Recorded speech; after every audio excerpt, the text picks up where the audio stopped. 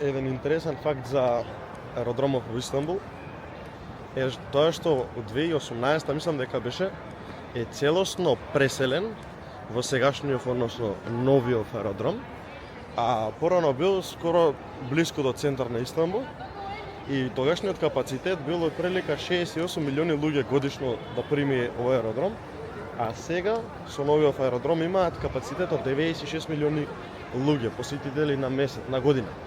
Некаде тоа мислам дека испаѓаше повеќе од 300.000 луѓе на ден да имаат посетители, што прават само влез и излез. Така да не за џабе овој аеродром е најголемиот, мислам еден од најголемите во светот. А исто така оваа целосна преселба за да го аеродромот во Истанбул го има добиено и само во име како што било порано ИСТ, онова во заграда што е кратеницата ИСТ и сега е ИСТ, но имаат направена цела преселба за 48 сати. Значи вклучувајќи сите авиони, сите вработени, се за 48 сати.